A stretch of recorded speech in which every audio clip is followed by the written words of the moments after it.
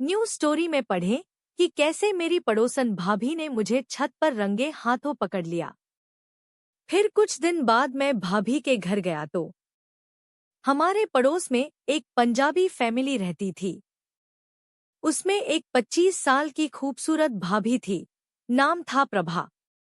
उनकी शादी को 3 साल हो गए थे, पर उनके घर में कोई बच्चा नहीं था।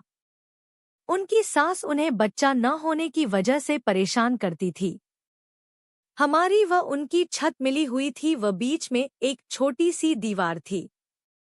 एक दिन मैं छत पर एकांत में मार रहा था, तब प्रभा भाभी एकदम आ गई व उन्होंने मुझे रंगे हाथों पकड़ लिया। मैं उस समय झड़ना शुरू हो गया था, इसलिए रोक भी न सका और मेरे धार निकलकर दूर जाकर पड़ी। उन्होंने मुझे सख्त धमकाया, ये क्या कर रहे हो? तुम्हारी मम्मी से बताती हूँ। मैंने भाभी के पैर पकड़ लिए और माफी मांगी और यह भी कहा कि दोबारा ऐसा नहीं करूँगा। उन्होंने बड़े प्यार से मेरे गाल पर एक थपकी दी और बोली, तुम अभी 18 साल के ही हो, ये सब करने से मर्द में कमजोरी आ जाती है। बात आई गई हो गई, पर जब भी वो मुझे मिलती तो उनके गाल लाल हो जाते थे। एक दिन उनकी सास 6 दिन के लिए शादी में जा रही थी और उन्हें घर पर अकेला रहना था, क्योंकि उनके पति भी 1 महीने के लिए बाहर गए हुए थे। इसलिए उनकी सास ने मेरी माँ से कहा कि राकेश को कुछ दिनों के लिए रात को सोने को भेज देना, क्योंकि घर में बहू अकेली रहेगी। रात को खाना खाने के बाद मैं उनके घर चला गया। भाभी ने काली नाइटी पहनी थी। भाभी ने बादाम का दूध पीने को दिया और बोली, अभी तो पहले वाली शैतानी तो नहीं करते हो? मैं एकदम डर गया और बोला, नहीं भाभी, अब नहीं करता। भाभी बोली, तुम्हारे भैया भी बचपन से यही करते आ रहे थे, अब उनमें कमजोरी आ गई और अब उनसे बच्चा पैदा नहीं होता। कुल मिलाकर सोने का समय हो गया और हम एक ही बेड पर सो गए। रात को मेरी नींद खुली तो भाभी मेरा लंड सहला रही थी और मेरा लंड एकदम फटने को हो रहा था। मुझे जगा देखकर भाभी बोली, राज, मेरे पति का वीर्य कमजोर है और वो बच्चा पैदा नहीं कर सकते हैं। उन्होंने कहा कि मैं उनके साथ करके बच्चा पैदा करूं। भाभी ने अपनी चूची मेरे मुंह में दे दी। मैंने बारी बारी से दोनों चूची खूब चूसी। फिर भाभी ने मेरा केला मुंह में लेकर चूसना शुरू कर दिया। मैं तो पागल होता जा रहा था। फिर भाभी ने उंगली के इशारे से उसके कुना चाटने को बोला और हम 69 की पोजीशन में आ गए और खूब चुसम चुसाई खेली। फिर भाभी बोली, मैं उस दिन तुम्हारे पाइप की धार देखकर ही समझ गई थी कि तुम ही मेरे बच्चे के बाप बनोगे।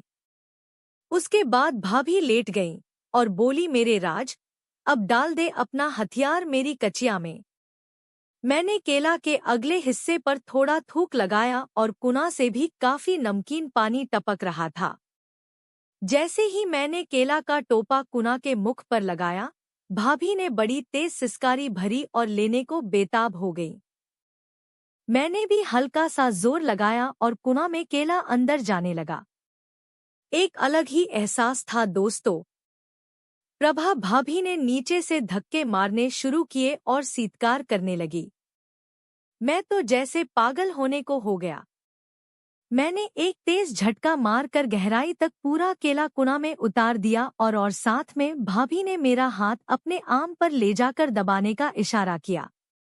मैं भाभी की आम दबा दबाकर उन्हें मजा देने लगा और मैंने धक्कों की रेल छोड़ दी। 10 मिनट की खुदाई में भाभी 2 बार झड़ गई।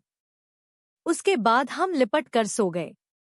उस रात मैंने 3 बार भाभी की कुना खुदाई की। उसके बाद 8 दिन में भाभी की कई बार खुदाई हुई। इस तरह से मेरी न्यू स्टोरी पूरी हुई। समयानुसार भाभी के घर एक सुंदर बच्चा पैदा हुआ, लेकिन बाद में पता चला कि भाभी ने यह बात अपनी बहन ज्योति को बता दी। एक दिन उसने मुझे ज्योति से मिलवाया और बताया कि ये मुन्ने के पापा हैं, तुम्हारे जीजा जी हैं। मैं शर्मा गया। शाम को मैं भाभी से बोला, भाभी, इस बच्चे के लिए मुझे भी कुछ गिफ्ट चाहिए। तो उन्होंने पूछा, क्या?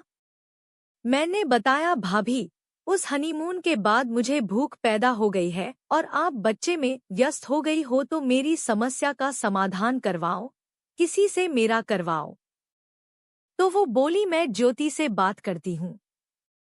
वो इसी शहर में रहती है और मुझे लगता है उसका तेरे में इंटरेस्ट भी है, क्योंकि जिस दिन मैंने तुझे उससे मिलवाया तो वो तुझे बड़े ध्यान से देख रही थी और कह रही थी, प्रभा, गजब का पटाया है तूने। दोस्तों, मेरी न्यू स्टोरी पसंद आई या नहीं, कमेंट करना। आपका राज। अरे, चैनल को सब्सक्राइब करने ना भूलें।